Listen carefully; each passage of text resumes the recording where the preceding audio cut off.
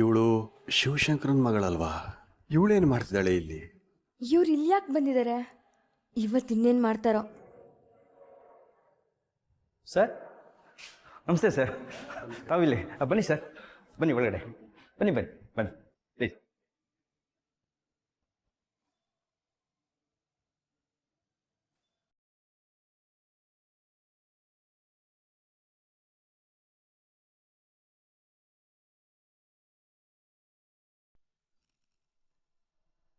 ದೇವ್ರ ದಯೆಯಿಂದ ಆದಷ್ಟು ಬೇಗ ರಾಜ್ ಮನೆಗೆ ಬಂದ್ರೆ ಸಾಕು.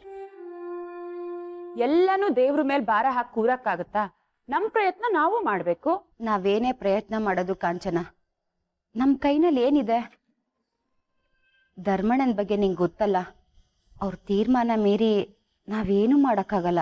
ಹಾಗಂದ್ರೆ ದೇವಸ್ಥಾನಕ್ ಬಂದ್ ಏನ್ ಬೇಡ್ಕೊಂಡ್ರಿ? ಅದನ್ನು ಧರ್ಮಣ್ಣನ ತೀರ್ಮಾನ ಅಂತ ಬಿಟ್ಬಿಡೋಣ ಬಿಡಿ. ನಾ ಬೇಡ್ಕೊಂಡಿದ್ದು ರಾಜ್ ಬೇಗ ಮನೆಗ್ ಬರ್ಲಿ ಅಂತ. ಹಾಗೆ ರಾಜ್ ಹಿಂದೆ ಪೊಲೀಸ್ ಬಿದ್ದಿರಲ್ಲ, ಆ ಕೇಸ್ ಸಾಲ್ವ್ ಆಗಿ ಹಾಗೆ ಧರ್ಮಣ್ಣಂಗೂ ರಾಜ್ಗೂ ಮನಸ್ತಾಪ ದೂರ ಆಗ್ಲಿ ಅಂತ. ಅದೆಲ್ಲ ಸರಿ ಹೋದ್ರೆ ನಾವು ಬೇಡ್ಕೊಳ್ಳೋದು ಏನ್ ಬಂತು? ಧರ್ಮಣ್ಣನೇ ತಕ್ಷಣ ಮನೆ ಕರೆಸ್ತಾನೆ. ಹಾಗಲ್ಲ, ರಾಜ್ ಮನೆಗ್ ಯಾವಾಗ ಬರ್ಬೇಕು ಅಂತ ಧರ್ಮಣ್ಣನೇ ತೀರ್ಮಾನ ಮಾಡ್ಲಿ. ಆದ್ರೆ ರಾಜ್ ಎಲ್ಲಿದ್ದಾನೆ ಅಂತ ನಾವು ತಿಳ್ಕೊಬೋದಲ್ಲ. ಸರಿ, ಇಂಥ ಕಡೆ ಇದ್ದಾನೆ ಅಂತ ಗೊತ್ತಾಯ್ತು ಅಂತಾನೆ ಇಟ್ಕೋ, ಅದ ತಿಳ್ಕೊಂಡ್ ಏನ್ ಮಾಡ್ತೀಯಾ? ಅವನಂತೂ ಮನೆಗ್ ಬರಕ್ಕಾಗಲ್ಲ, ಧರ್ಮಣ್ಣ ಬರಕ್ ಬಿಡಲ್ಲ. ಅಷ್ಟಕ್ಕೂ ರಾಜ್ ಎಲ್ಲಿದ್ದಾನೆ ಅಂತ ಗೊತ್ತಿರೋದು ಬರೀ ಮೂರ್ತಿಗ್ ಮಾತ್ರ. ನಾವ್ ಯಜಮಾನ್ರಿಗೂ ಅವ್ನು ಎಲ್ಲಿದ್ದಾನೆ ಅಂತ ಗೊತ್ತಿಲ್ಲ. ಮತ್ತೆ ಅವ್ನು ಎಲ್ಲಿದ್ದಾನೆ ಅಂತ ನೀನ್ ಹೇಗ್ ಪತ್ತೆ ಮಾಡ್ತೀಯ ಕಾಂಚನ? ಹೇಗೆ ಅಂತ ಒಂದ್ ಪ್ರಶ್ನೆ ತಲೆಗ್ ಬಂದ್ರೆ ಅವಾಗ ಉತ್ತರ ತನ್ನಕ್ ತಾನೇ ಬರುತ್ತೆ ಅಕ್ಕ. ರಾಜ್ ಎಲ್ಲಿದ್ದಾನೆ ಅಂತ ತಿಳ್ಕೊಳ್ಳೋದಿಕ್ಕೆ ನನ್ನ ಹತ್ರ ಒಂದು ಉಪಾಯ ಇದೆ ಅಕ್ಕ. ನೀವ್ ಯಾವಾಗ್ಲೂ ಜಾತಕ ತೋರಿಸ್ತೀರಲ್ಲ, ಅವ್ರ ಹತ್ರ ರಾಜ್ ಎಲ್ಲಿದ್ದಾನೆ ಅಂತ ಕೇಳೋಣ. ಇದನ್ನ ನೀನ್ ಉಪಾಯ ಅಂದಿದ್ದ? ಜಾತಕ ತೋರ್ಸಿ ಇಂಥ ಕಡೆ ಇದ್ದಾನೆ ಅಂತ ಹೇಳಿದ್ದೆಲ್ಲ ನಿಜ ಆಗುತ್ತೇನೆ? ಅಯ್ಯೋ ದಕ್ಷು, ಹಾಗೆಲ್ಲ ಅವ್ರ ಮೇಲೆ ಅನುಮಾನ ಪಡ್ಬೇಡ. ರಾಜ್ ಚಿಕ್ಕವನಾಗಿದ್ದಾಗ ಒಂದ್ ಜಾತಕ ನೋಡಿ ಒಂದಲ್ಲ ಒಂದಿನ ಒಂದ್ ದೊಡ್ಡ ಬಿಸ್ನೆಸ್ ಮ್ಯಾನ್ ಆಗ್ತಾನೆ ಅಂತ ಹೇಳಿದ್ದೆ ಅವರು. ಆದ್ರೆ ಈಗ ಅವ್ನು ಎಲ್ಲಿದ್ದಾನೆ ಅಂತ ಹೇಗ್ ಕೇಳೋದು? ಇಲ್ಲಿ ಕೂತ್ಕೊಂಡ್ರೆ ಹೇಳ್ತಾರಾ? ಬನ್ನಿ ಅವ್ರ ಹತ್ರನೇ ಹೋಗಿ ಕೇಳೋಣ, ಅವ್ರು ಏನ್ ಹೇಳ್ತಾರೋ ಹೇಳಿ.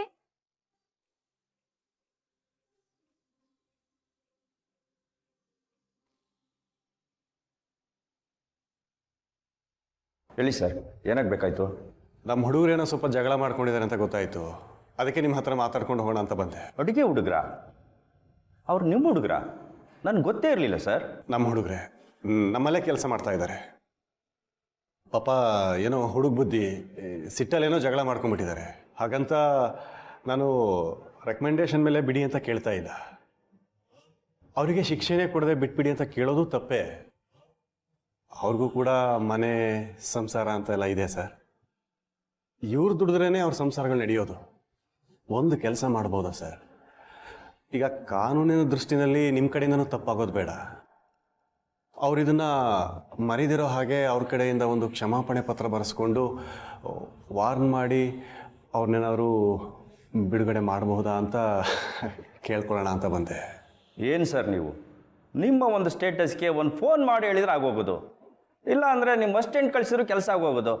ಆದರೂ ನಿಮ್ಮ ಚೌಟ್ರಿನಲ್ಲಿ ಕೆಲಸ ಮಾಡೋ ಹುಡುಗರ ಮೇಲೆ ಇಷ್ಟೊಂದು ಕಾಳಜಿ ವಹಿಸ್ತಾ ಇದ್ದೀರಾ. ಗಲಾಟೆ ಮಾಡ್ಕೊಂಡಿದ್ದಾರೆ ಅಂತ ಬಿಡಿಸ್ಕೊಂಡು ಹೋಗೋಕ್ಕೆ ನೀವೇ ಖುದ್ದಾಗಿ ಬಂದಿದ್ದೀರಲ್ಲ ಸರ್. ಅದು ಅಲ್ಲದೆ ಕಾನೂನು ಮೇಲೆ ರೆಸ್ಪೆಕ್ಟ್ ಕೊಟ್ಟು ರಿಕ್ವೆಸ್ಟ್ ಕೂಡ ಮಾಡ್ಕೋತಾ ಇದ್ದೀರಾ.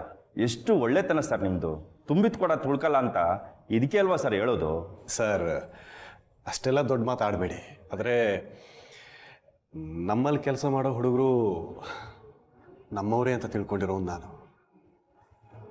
ಅವ್ರಿಗೋಸ್ಕರ ನಾನು ಬರದೆ ಇನ್ಯಾರು ಬರ್ತಾರೆ ಸರ್?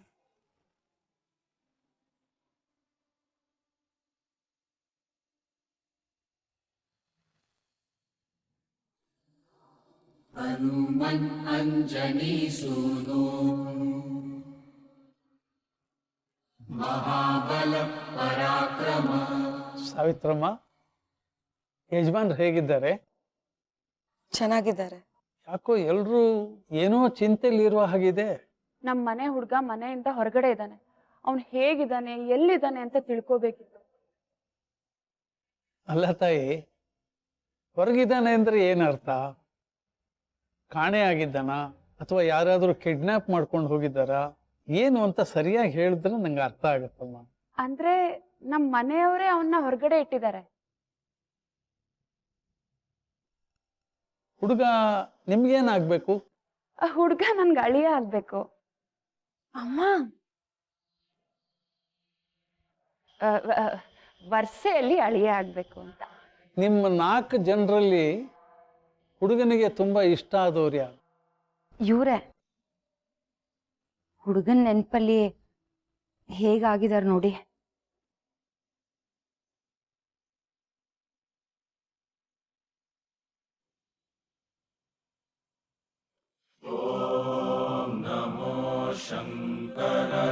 ತಮಸ್ಮಿನ್ ಕಾರ್ಯನಿರ್ಯೋಗೆ ಪ್ರಮಾಣಂ ಹರಿಸತ್ತಮ ಹನುಮನ್ ಯತ್ನಮಸ್ತಾಯ ದುಃಖ ಕ್ಷಯೋ ಕರೋ ಭವ.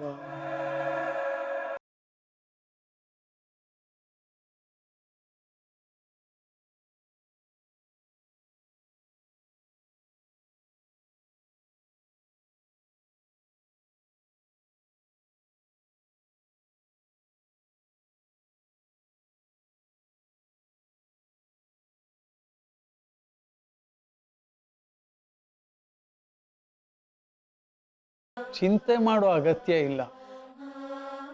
ಹುಡುಗ ಚೆನ್ನಾಗಿದ್ದಾನೆ. ಅನ್ನಕ್ಕೆ ಆಶ್ರಯಕ್ಕೆ ಏನೂ ತೊಂದರೆ ಇಲ್ಲ. ಅದ್ ನಮಗೂ ಗೊತ್ತು. ನಮ್ಮ ಮನೆಯವರೇ ಅವನ್ನ ಆಚೆ ಇಟ್ಟಿದ್ದು ಅಂತ ಹೇಳಿದ್ನಲ್ಲ.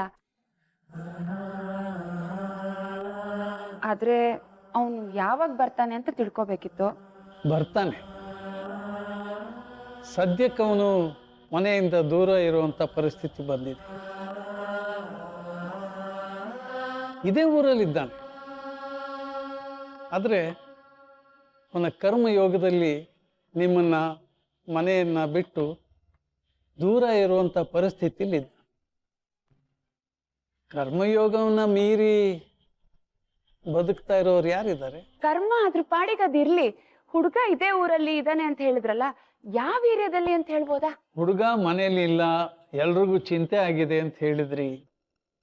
ಅದಕ್ಕೆ ನಾನು ಸಮಾಧಾನ ಹೇಳಿದೆ, ಹುಡುಗ ಚೆನ್ನಾಗಿದ್ದಾನೆ ಅಂತ.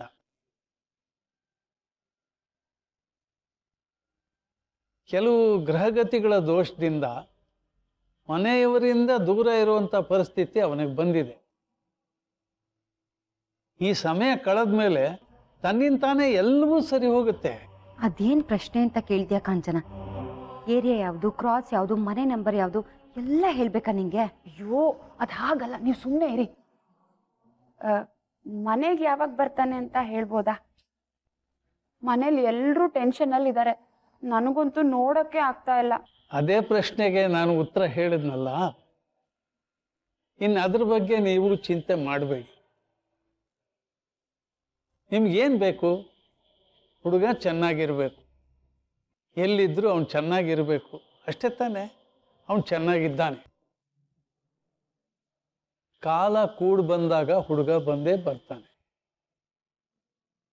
ಅದಕ್ಕೂ ಮುಂಚೆ ನೀವೇನು ಮಾಡಿದ್ರು ಅದು ಸಾಧ್ಯ ಇಲ್ಲದೆ ಇರೋ ಕೆಲಸ ಅಲ್ಲ. ನೀವೇನು ಹಣೆ ಬರನ ಬದಲಾಯಿಸೋದಕ್ಕೆ ಹೊರಟಿದ್ದೀರಾ? ಅಲ್ಲ, ಇದುವರೆಗೂ ಯಾರ ಕೈಲೂ ಹಣೆ ಬರ ಬದಲಾಯಿಸೋಕ್ಕಾಗಿಲ್ಲ. ಕಾಲ ಬರುತ್ತೆ, ಅದರಷ್ಟು ಕದೆ ಎಲ್ಲವೂ ಸರಿ ಹೋಗುತ್ತೆ. ಅಲ್ಲ, ಆದ್ರೂ ಇನ್ನ ಎಷ್ಟು ದಿನ ಅಂತ ನೀವು ಟೈಮ್ ಹೇಳ್ಬಿಟ್ರೆ ನಾವು ಸುಮ್ಮನೆ ಆಗ್ತೀವಿ.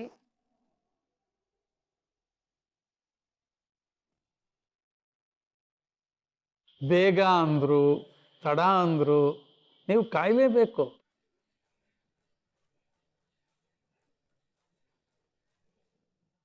ಬೇರೆ ದಾರಿನೇ ಇಲ್ಲ. ತಾಳ್ಮೆ ತಂದ್ಕೋಬೇಕು ಜೀವನದಲ್ಲಿ. ಹುಡುಗ ಮನೆ ದಾರಿ ಕಂಡುಕೊಂಡಿದ್ದಾನೆ, ಅದರಲ್ಲೇನೂ ಅನುಮಾನ ಇಲ್ಲ. ಅದಕ್ಕೂ ಮೊದಲು ಅವನ ಜೀವನದ ದಾರಿನ ಕಂಡುಕೋಬೇಕು. ಜೀವನದಲ್ಲಿ ಪ್ರತಿ ಹೆಜ್ಜೆಗೂ ಒಂದು ಗುರಿ ಇರುತ್ತೆ. ಆ ಭಗವಂತ ಒಂದು ಇರುವೆಯನ್ನು ಕೂಡ ಸುಮ್ಮನೆ ಸೃಷ್ಟಿ ಮಾಡಿರಲ್ಲ. ಅದರಲ್ಲಿ ಮನುಷ್ಯನ ಹಣೆ ಬರನ ಸುಲಭವಾಗಿ ಬರೆದು ಬಿಟ್ಟಿರ್ತಾನ.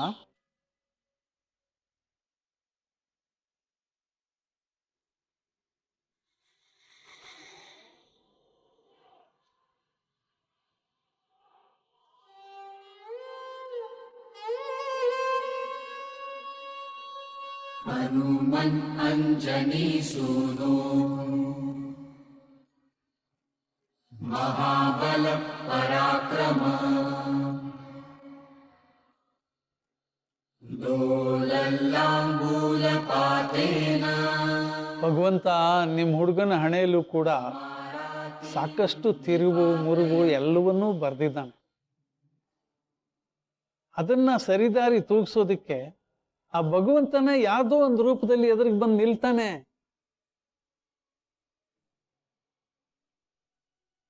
ನಾನು ಆವತ್ತೇ ನಿಮಗೆ ಹೇಳಿದ್ದೆ, ಅವನಿಗೆ ದೊಡ್ಡ ಬಿಸ್ನೆಸ್ ಮ್ಯಾನ್ ಆಗೋ ಯೋಗ ಇದೆ ಅಂತ. ಆದ್ರೆ ಕಾಲ ಕೂಡಿ ಬರ್ಬೇಕಲ್ಲಮ್ಮ, ಹೌದ್ ತಾನೆ? ದೈವ ಸಂಕಲ್ಪದ ಮುಂದೆ ನಮ್ಗಳ ಅವಸರ ಏನು ನಡೆಯೋದಿಲ್ಲ ತಾಯಿ. ನೀವು ಗಾಬರಿ ಪಡಬೇಕಾಗಿಲ್ಲ, ಚಿಂತೆನೂ ಮಾಡಬೇಕಾಗಿಲ್ಲ. ತಾಳ್ಮೆಯಿಂದ ನೆಮ್ಮದಿಯಿಂದ ಇದ್ದು ಬಿಡಿ. ನಿಮ್ಮ ಮಾತು ಕೇಳಿ ನನ್ನ ಮನಸ್ಸಿಗೆ ಎಷ್ಟೋ ಸಮಾಧಾನ ಆಯಿತು. ನನ್ನ ಮಗ ಎಲ್ಲೇ ಇರಲಿ, ಆದರೆ ಚೆನ್ನಾಗಿರಲಿ.